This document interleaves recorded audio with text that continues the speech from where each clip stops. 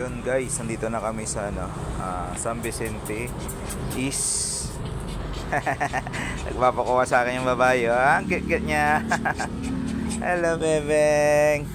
Bakit yan? Bite-bite mo naman. Stud ka na niya. Ni Jimbe. Jimbe. Nandito ni Jimbe. Kikis niya. Hindi maabot ang mukha niya. Kiss na. Hindi mo na maabot yung mukha niya. Abutin mo. Fertile na nga po. Tumutuwad na. Yan guys, kalahati lang yung size ni Jimbe. Maganda din yung fur ng babae. Kapal. Makapal pa yan ng una sa pinupitan ko. Ginapitan niyo lang po. So,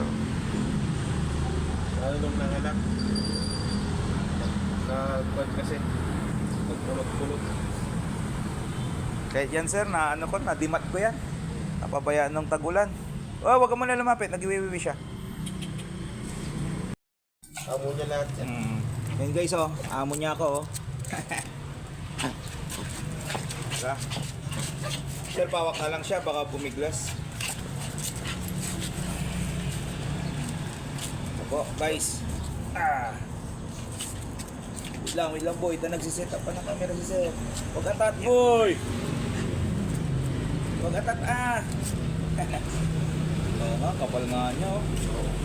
Makapal pa yan. Mataba lang, malakas kumain. Diet mo na ngayon, sir, Oh, one sa day lang. Once a day lang dito, sir. May yan may mukha mo pa.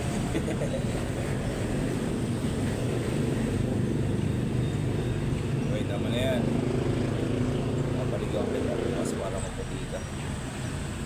Hindi ka ba? Taas, boy.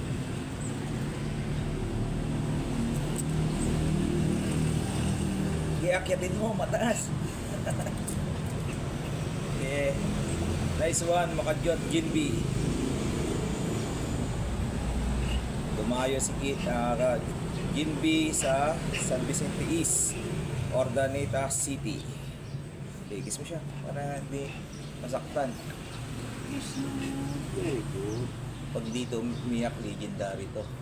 Malaki titi nito sa 6 inches.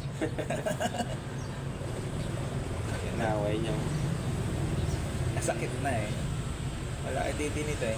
Yun na. Yun na. Pag di yan umiyak, legendary siya. Eh. Shit. Kumadjud ka pa patalikod. Kagawa mo yung babae. Kahihila po eh. Ay, nakaw Jimbe. Kaya pala siya umiyak. Kumakadjud ka pala patalikod. Kasanayan mo na yan. Yeah. Guys. Yun yung size difference nila, oh. Nakaangat ko yung dalawang paa ni Jinbi. Yun, likes. Lock and load. Sakit, bebeng. Wala, ducks to eh. Yan na, nakataas yung dalawang paa niya.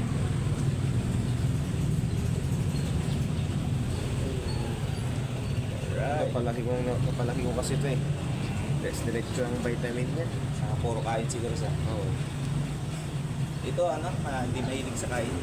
Kaya hinaluan na namin kasi ng table food to eh. Ay, kaya pala sir. Kanin. Kanin. Pero may pagkain sila talaga yung atay ng baboy at saka kung silat niya. Mabilis po kasi magpataba ang kanin. Sa kanin. So sir, kahit na ano yan, once a day lang loaded katawan nito. Hindi ko mapakain ng soul feed ng dog food. Balik mo sa dati sir, kaya yan. Sa dog food. Oo. Sanayin mo lang. Hayaan mo lang kahit magutom. Hayaan mo lang. Bagay, adult na sila. Marami akong shih tzu sa likod sir. Ilan shih tzu mo sir? 13. Babae lahat? 3 babae. Puro lalaki. Ay, 3 lalaki, puro babae lang. Kaya natatakot nga ako baka makawala yung mga lalaki. Kaya kinulong ko yung mga lalaki nung sa araw ko. Sir, kulong mo. Dami ko din lalaki shih tzu sir. Puro shih tzu din ako. So alam, nasira ng market. Kaya nga.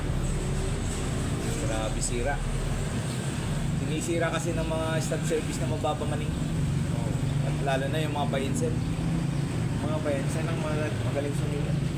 Grabe. Kukuhanin nila ang bultuan, no? Yung mga nag-rush din. Nagraras din. Isan din sa breeder din. Yun guys, oh.